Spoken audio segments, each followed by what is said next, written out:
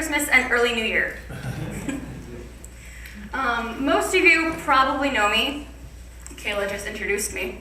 I've been the Next Generation intern for the past few months, and I've been a city volunteer with the Youth and Children's Ministry for a while, and I've been going to this church since before I was born. And if you know me well, you probably also know that I love stories. I love to listen to them and to watch them and to read them. I love to perform them and to write them and to tell them. But most of all, I love sharing stories. I love finding hidden gems of something that's beautiful or funny and sharing it with a friend, or sharing experiences with people I love and getting to share that over and over again with each other and with people we know.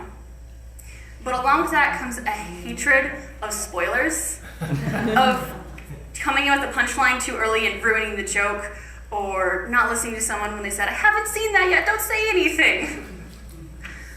So before I start, if you haven't read Ecclesiastes, sorry for the spoilers. So Ecclesiastes is one of my favorite books of the Bible. That might sound a little strange because isn't it one of the sad books? The one that goes meaningless, meaningless, everything is meaningless. And there is some truth in that, though I think my version says vanity. There is truth in it. It is a weary, frustrated, and melancholy book, but that doesn't make it any less worthwhile. If we threw out or ignored every sad or hard part of the Bible, it wouldn't make much sense. So I want to take some time and look at Ecclesiastes and see what we can learn from it. Before I get into it, I want to take a moment to look at our author, the person who's sharing their story with us. The name that we have is Koheleth. There are many ideas of who Koheleth is, but there's nothing definitive, so we're going to stick with Koheleth. And what we need to know about Koheleth is that they're our friend.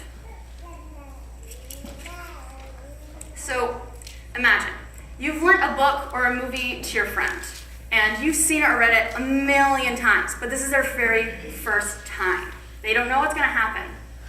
It's fresh for them. And they've reached the bad point. Good is losing. Things are falling apart. Maybe their favorite character is in trouble, and they're in it, and they're frustrated, and they're sad. And you know it's going to get better. But if you're a good friend, you won't say anything.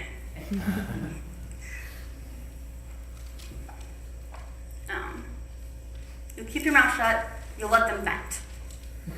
Sometimes life can be like that.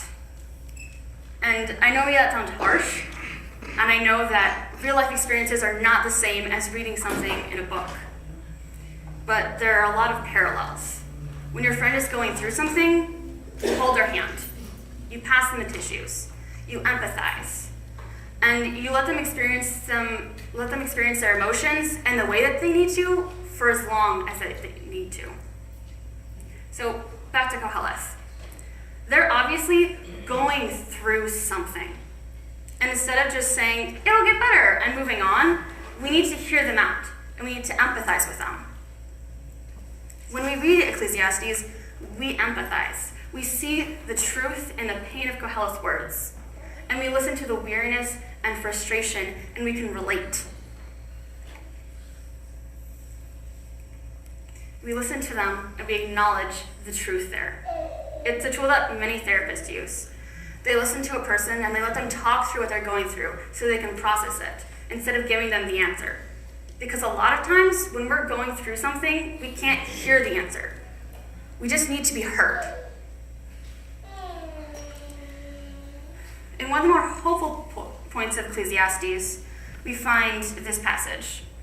If you'd like to follow along, you can turn to Ecclesiastes 3, 1 through 8.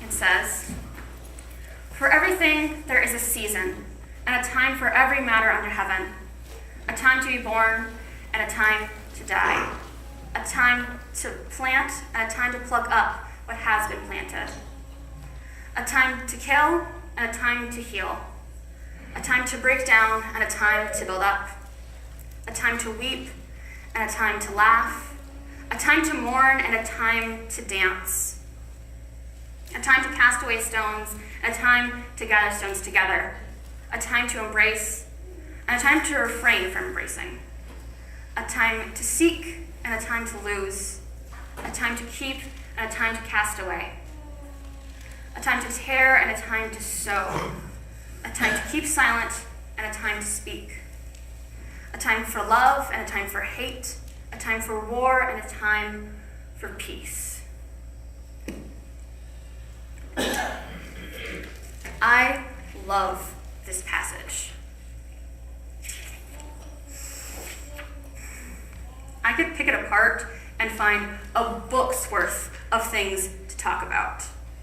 But what I'm drawn to here is the immense peace it brings. For everything, there is a season and a time for every matter under heaven. I don't know how many times I've read through this, but every time I feel refreshed and renewed in my spirit, and I feel at peace. A lot of times we will want to vilify some of these feelings. Sometimes we want to vilify sadness and anger and doubt. The church is no exception. But the thing is, just as Koheleth writes, there's a time for them. And I would argue that there's good in them. When we acknowledge and lean into these feelings, we can find growth and healing. I'm not advocating for giving up.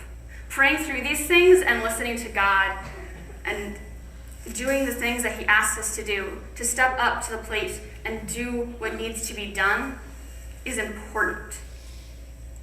But when we ignore and dismiss these things, it only brings more pain. That's the problem. There are many passages you can find where God cries, where he weeps, and where he asks us to weep with him. Some of them are John 11:35, Jeremiah 9:1, and Jeremiah 14:17.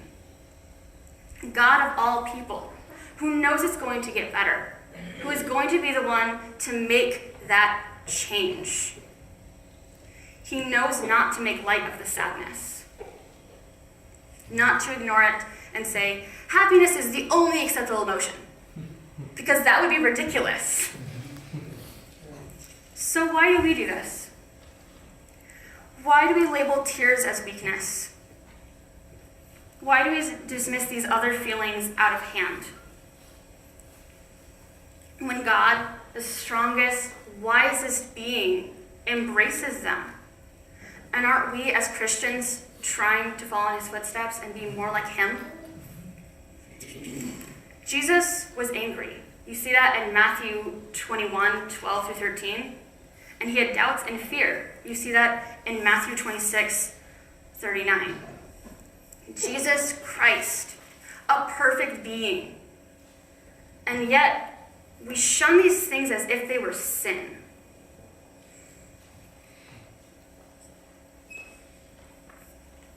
John Foreman, one of my all-time favorite artists, has this song called The Cure for Pain. In it he says, I've spent 10 years trying to sing these doubts away, but the water keeps on falling from my eyes. And heaven knows I've tried to find a cure for the pain. But oh my Lord, to suffer like you do, it would be a lie to run away. We go through our lives lying to ourselves, telling ourselves and everyone around us that we're always okay, that we're not sad, that we're not angry, that we're not doubting. We're lying so much in hopes that one day it'll just be true. But that's not how that works. Lying doesn't help. I know this from personal experience. I'm not telling y'all from a pedestal of perfection that you shouldn't feel, that you are allowed to feel sad, that you have to do this, and you stop lying to yourselves. I've done it. A lot. I'm talking to you as someone who's still fighting this battle. And I'll be honest, it is so hard. But along with that, it is so worth And I'm not telling you, tell everyone you meet exactly where you are and all the drama you're going through. That's not safe. Don't do that. I'm asking you to be honest with yourself, with where you're at. To be honest with people who love you, who are walking through life with you. And to be honest with God, the person who creates you and loves you infinitely. When I was in YWAM last year, I was feeling challenged by God to be honest with where I was at. To be honest with the fact that I was ignoring my problems because I thought they weren't big enough to be dealt with. That other people were dealing with something so much harder, and my problems didn't matter. But I listened to God, and I talked to a friend, and I confided in them with where I was at. And I learned through confiding in them that they were going through something similar, and we were able to walk through that together. Sometimes there is sadness. Sometimes there is anger, and sometimes there is doubt. And we feel weighed down by the turmoil around us in the world and by the turmoil in our heads and in our hearts. But the great thing about being a follower of Christ is that we are not accepted because we are perfect, because we've got it together. We are accepted because we are loved and because we are willing to accept the help of someone carrying our burdens. God tells us that we are not alone, that we can lean on him. And then he gives us the opportunity to give that gift to the people around us, to let other people lean on us. We walk through things together. We listen to one another, and we pray with one another. And we meet each other where we are at, with open arms and with love. And we find peace in the fact that there is a time to weep, and a time to laugh, and a time to mourn, and a time to dance. And we don't have to go through any of it alone. I'd like to call the worship team up as I finish. If you are going through something, I encourage you to use our altars. If you would like to pray with someone, I encourage you to come over to this altar. Or if you need to have a one-on-one conversation with God and pray alone, I encourage you to use this altar over here.